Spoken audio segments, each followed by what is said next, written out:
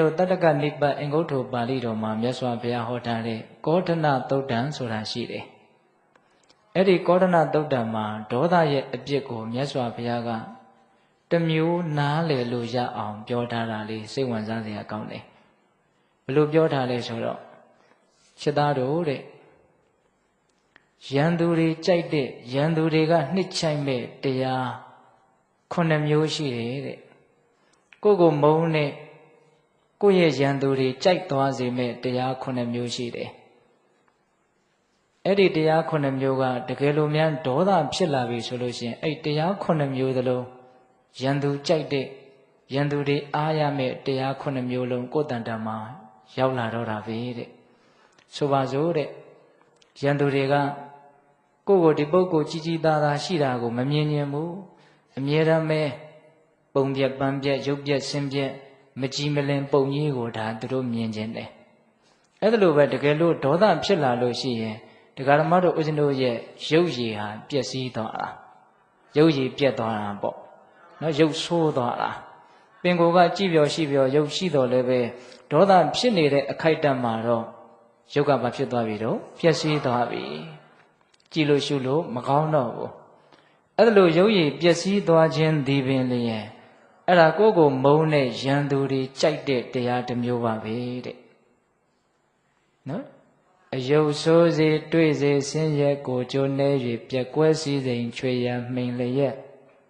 မိတ်ဆက်ပြက်လက်အပေဖြစ်9ရန်သူကြိုင်လို့ညောင်လေးမင်းတော်ဆိုတော်ဘုရားကြီးကဒီသုတ်တံကိုလင်္ကာလေးတစ်ပုဒ်ထဲနဲ့အနှစ်ချုပ်ပြီးတော့ရေးခဲ့တာအဲ့ဒါဒေါသဖြစ်လာလို့ရှိရင်အဲ့ဒါအယုတ်ဆိုးမှာပဲဒကာဓမ္မတို့ဦးဇင်းတို့ပုထုဇဉ်လူသားတွေဟာမိမိတို့ရဲ့ရုပ်ရည်ကိုတင့်တယ်ခြင်းနဲ့ကြည်ကောင်းစေခြင်းနဲ့ဆိုတဲ့စိတ်ရှိတယ်နော်အဲ့ဒါမြတ်စွာဘုရားကအဲ့ဒီအထာအဲ့ဒီသဘောလေးကိုလည်းပဲနည်းနည်းသတိပြုမိမယ်လို့ထင်တယ်ရုပ်ရည်ကိုကြည်ကြည်လင်လင်တင့်တောင့်တင့်တယ်ဖြစ်ခြင်းတဲ့လူတွေအတွက်ဟာဒေါသဖြစ်ရင်တော့ရုပ်တွေကတော့ပျက်စီးမှာပဲလို့ပြောရင်ဒေါသကိုဒါတစ်မျိုးဆက်ဆုပ်သွားတဲ့သဘောဖြစ်เสียအကြောင်းမရှိဘူးလားရှိတယ်ဒါကလည်းပဲတရားဓမ္မတို့ဦးဇင်းတို့ရုပ်ရည်ကိုတင့်တယ်ခြင်းနဲ့ကြည်ကောင်းရှုကောင်းဖြစ်စေခြင်းနဲ့ဆိုတာကတော့လူတိုင်းရှိတာပါပဲဟုတ်လားအဲ့ဒါဒေါသဖြစ်ရင်တော့အဲ့ဒီကိုလိုလားတဲ့အကျိုးစီးပွားဟာမရတော့ဘူးကိုမုန်းတဲ့ရန်သူတွေရဲ့အကြိုက်ကိုပဲကိုလိုက်ပြီးသားဖြစ်သွားမှာဒါကြောင့်နံပါတ်1ဒေါသဖြစ်လာလို့ရှိရင်ရန်သူတွေသဘောကျတဲ့ကိုယ့်ရဲ့ရုပ်ရည်ဟာပျက်စီးသွားမယ်အယုတ်ဆိုးစေတွေ့စေဆင်းရဲဟောဒေါသဖြစ်လာလို့ရှိရင်နံပါတ်2ဆင်းရဲရဲနေရမယ်သွားလဲဆင်းရဲနေမှာပဲထိုင်လဲဆင်းရဲနေမှာပဲစကားပြောလဲဆင်းရဲနေမှာပဲစာထဲကတော့တိတိကျကျပြောထားတာကတော့ဒုက္ခဆင်းရဲရဲတရေရအိတ်ဆက်ရတယ်အိတ်တဲ့အခါချမ်းချမ်းသာသာမရှိဘူးအိယာထဲမှာဟိုဘက်လိမ့်ဒီဘက်လိမ့်နဲ့ဒေါသကကိုယ့်ကိုနှိပ်စက်နေတဲ့အတွက်ကြောင့်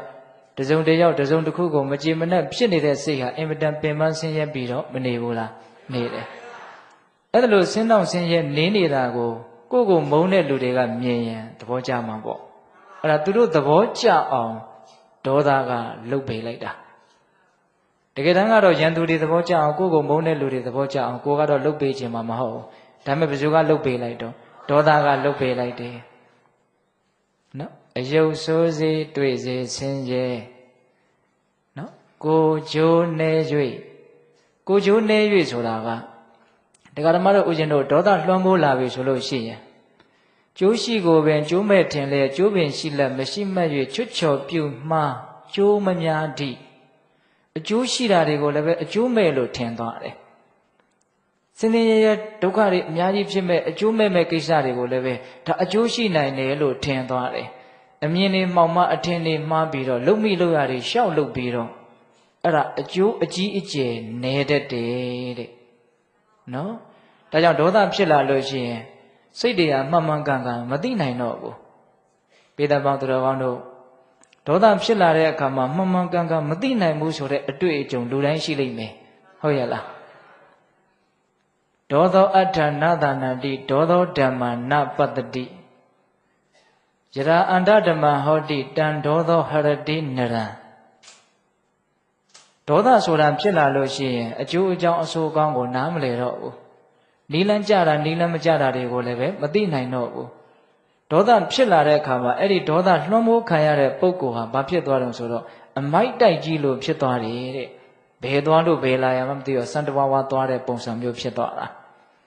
အဲ့ဒါကိုမြတ်စွာဘုရားကရည်ရွယ်ပြီးတော့ဒေါသဖြစ်လာလို့ရှိရင်အကုန်လုံးကမောက်ကမကြောင်ကချောက်ဖြစ်ပြီးတော့အကျိုးမဲ့တာတွေအများကြီးဖြစ်တတ်တယ်အဲ့ဒါဆိုရင်ကိုယ့်ကိုမုန်းတဲ့လူတွေကသဘောကျမှာပေါ့ဟုတ်ရလားကိုယ်မုန်းတဲ့လူတွေသဘောကျတော့အောင်ဘယ်သူကလှုပ်ပေးလိုက်တာတော့ဒေါသကလှုပ်ပေးလိုက်တာအယုတ်ဆိုးစေတွေ့စေဆင်းရဲကိုကျိုးနေ၍ပြက်ကွဲစီစေဟောဒေါသတည်ငါထွက်ပေါ်လာတဲ့ဒေါသကိုမထိန်နိုင်မသိနိုင်လို့ပြုမိမှာပြောမိမှာတွေဖြစ်ပြီးတော့စီစဉ်ဥစ္စာတွေအလုံးအရင်ပြုတ်ထွက်သွားတာမျိုးလဲကြုံရနိုင်တယ်တချို့ထောင်တွေထဲထိတန်းပြီးတော့ရောက်သွားတာမရှိဘူးလားရှိတယ်ဘဝကိုပြတ်သွားတာစီစဉ်ဥစ္စာတွေမကဘူးဘဝပါပြတ်သွားတာဟုတ်လားဒါကြောင့်စီစဉ်ဥစ္စာတွေပျက်စီးစေမဲ့အလုံမျိုးအပြောမျိုးကိုလုံမိပြောမိပြီးတော့ရုတ်တရက်အဲ့ဒါစီစဉ်ဥစ္စာတွေပျက်စီးသွားတတ်တယ်အဲ့ဒါဆိုရင်တော့မုန်းတဲ့လူတွေကသဘောကျတော့မှာပဲဒါရန်သူကြိုက်တရားတစ်မျိုးပေါ့နော်အယုတ်ဆိုးစေတွေ့စေဆင်းရဲကိုကျိုးနေ၍ပြက်ကွဲစီစဉ်ချွေရန်မိန်လျက်ဟောချွေရန်မိန်လျက်ကိုယ့်ရဲ့ဂုံတဲ့အကျော်အစောဒါတွေအကုန်လုံးပျက်စီးသွားမယ်ထွက်ပေါ်လာတဲ့ဒေါသကိုမထိန်နိုင်မသိနိုင်တာနဲ့စကားတခွန်းမှားတာနဲ့ကိုယ့်ရဲ့ဂုံတွေလျှော့ကျသွားတာရှိတယ်ကိုယ်နာမည်ပျက်စီးသွားတာရှိတယ်နော်အချွေရန်တွေလည်းပျက်စီးသွားတာရှိတယ်အဲ့ဒါလိုဖြစ်ပြီဆိုလို့ရှိရင်တော့မုန်းတဲ့လူတွေကဘာဖြစ်တော့မလို့သဘောကျတော့မယ်ကြိုက်တော့မယ်ဒါကိုစဉ်းစားပြီးတော့လည်းပဲဒေါသကိုဆက်ဆုပ်တဲ့အလေးဒေါသကိုဆက်ဆုပ်တဲ့စိတ်မွေးဖို့လိုတာပေါ့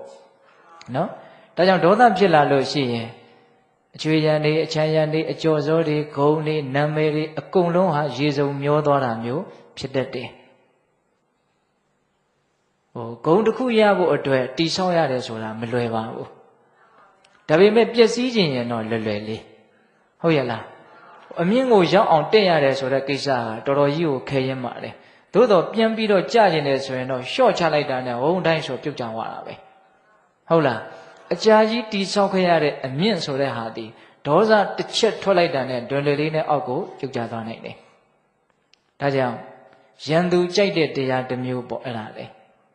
အယုတ်ဆိုးစေတွေ့စေဆင်းရဲကိုကျိုးနေ၍ပြက်ကွဲစည်းစိမ်ချွေရန်မိန်လျက်မိတ်ဆက်ပြက်လက်ဟောမိတ်ဆက်ပြက်လက်မိတ်ဆွေအပေါင်းအသင်းတွေကကိုယ့်ကိုခွာသွားတာကိုကထိကနေရှိဒေါသထွက်ထိကနေရှိဒေါသထွက်ဘာမှအသိမခံနိုင်ဘူးအမြဲတမ်းပဲစိတ်တူနေတဲ့အမူအရာစိတ်တူနေတဲ့အပြောကြီးပဲနေမယ်ပြောနေမယ်ဆိုရင်တော့ကြားလာရင်မိတ်ဆွေတွေကကိုယ့်ကိုစိတ်ပြက်ပြီးတော့ခွာသွားမှာပဲအပေါင်းအသင်းကောင်းဆိုတာဘယ်နည်းနဲ့မှမရနိုင်ဘူးဟိုတချို့တော်တော်နှမျောစရာကောင်းတယ်ပင်ကိုကအရည်သွေးတော်တော်ကောင်းတယ်စိတ်ဓာတ်တွေလည်းတော်တော်ကောင်းတယ်ဒါပေမဲ့အဲ့ဒီစိတ်တူတာကြီးသီးမခံတာကြီးရှိနေတာနဲ့ကိုပဲသူနာမှာတကယ်မိတ်ကောင်းဆွေကောင်းမရှိနိုင်ဘူးရှိလာတဲ့မိတ်ဆွေကောင်းလေးတွေကလည်းအကြာကြီးသူနာမှာမနေနိုင်ဘူးမိတ်ဆွေတွေဘာဖြစ်သွားတဲ့တော့ပျက်စီးသွားတဲ့တည်းအဲ့ဒါလို့မိတ်ကောင်းဆွေကောင်းရှားပါပြီးတော့လောကကြီးထဲမှာကိုတယောက်တည်းဆိုတာမျိုးအထီးကျန်ခံစားချက်ဒေါသကဖြစ်စေတယ်နော်အဲ့ဒါဆိုရင်ရန်သူတွေကမုန်းတဲ့လူတွေကသဘောကျတော့မှာပဲတဲ့ဒါကြောင့်မြတ်စွာဘုရားကဒါဒေါသရဲ့အပြစ်တွေကိုတစ်ဖက်လှည့်နဲ့ပြောတာပါ